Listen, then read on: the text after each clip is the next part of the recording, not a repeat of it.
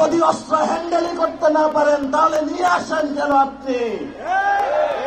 আমি বাবর ভাইকে সম্মান করি, তারা নির্যাতিত নেতা, কিন্তু আপনার ওই কাজ আমি সমর্থন করি না।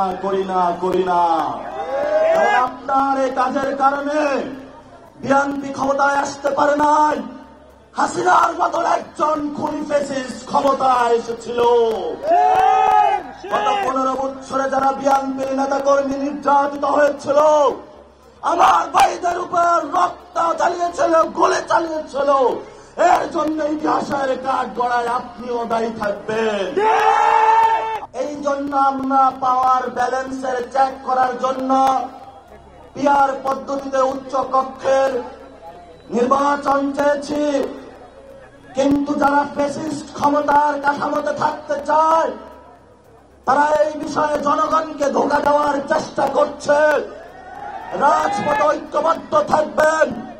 বাংলাদেশের মানুষ নতুন সংবিধান সংস্কার এবং শেখ হাসিনার বিচারের টিকিট নিয়েই ঘরে ফিরবে ইনশাআল্লাহ।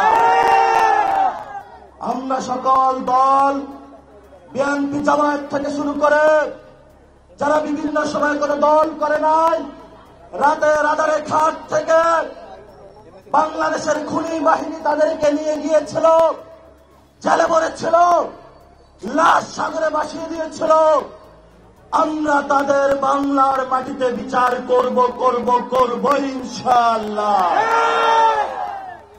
আপনারা জানেন, বর্তমান বাংলাদেশে আমাদের যে সংসদীয় ব্যবস্থা রয়েছে, শেখ হাসিনা মতন একজন খুনি ফ্যাসিস্ট সরকার আমাদের সামনে বারবার ফিরে আসবে, যার হাতে বিচারালয়ের ক্ষমতা, যার হাতে সংসদীয় ক্ষমতা, যার হাতে নির্বাহীর ক্ষমতা।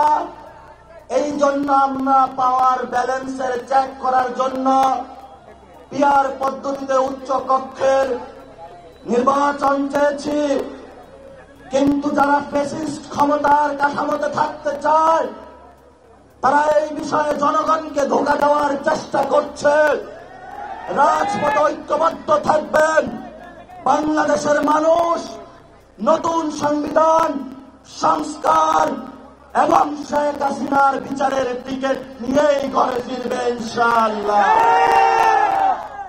প্রিয় নেত্রকোনাবাসী, প্রিয় বাংলাদেশবাসী, বাংলাদেশে অসংখ্য হত্যাকাণ্ড ঘটেছে, অসংখ্য ঘটনা ঘটেছে।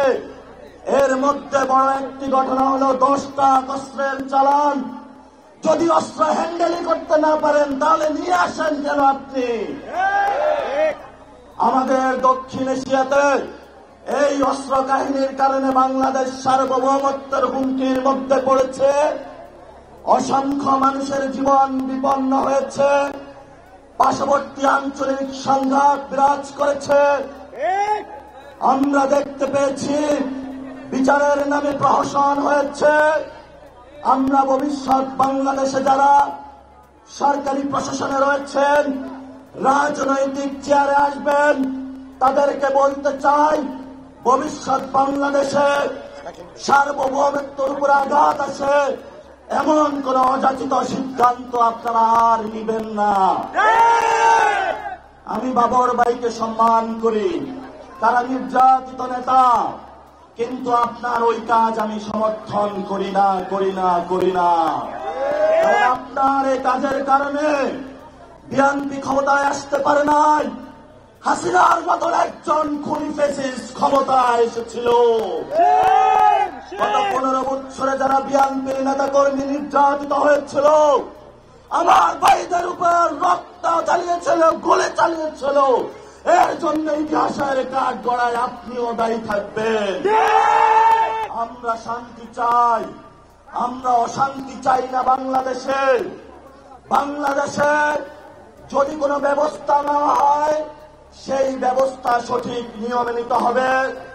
মণিপুরি, আসাম, পশ্চিমবঙ্গ থেকে শুরু করে যেখানে যারা রয়েছেন, আমাদের বাঙালি ভাইয়েরা, মুসলমান ভাইয়েরা, তারা আজকে নির্যাতিত হচ্ছে এবং সেই নির্যাতনের যাতাকলে ভারত সরকার দিন দিন বাংলাদেশে তাদেরকে পাঠিয়ে দিচ্ছে।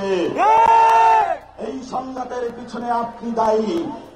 এই জন্য আমরা বাংলাদেশের রাজনৈতিক ব্যক্তি, সচেতন সমাজ সকলকে আহ্বান জানাবো, ভবিষ্যৎ বাংলাদেশে ভারত থেকে, আসাম থেকে, পশ্চিমবঙ্গ থেকে সীমান্ত হত্যা হচ্ছে, মুসলমানদের উপর নিপীড়ন হচ্ছে, বাংলাদেশি বলে, বাঙালি বলে যাদেরকে প্রতিনিয়ত বাংলাদেশে ছেড়ে দেওয়া হচ্ছে।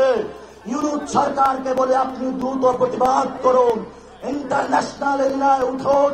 আপনি যদি এই প্রতিবাদ লিপি না পাঠাতে পারেন, আপনার লেজিটিমেসি বাংলাদেশের মুসলমান, বাংলাদেশি বাঙালিদেরকে ব্যর্থতার দায় হিসাবে নিরাপত্তার জন্য আপনাকে ইতিহাসের কাঠগড়ায় দাঁড়াতে হবে।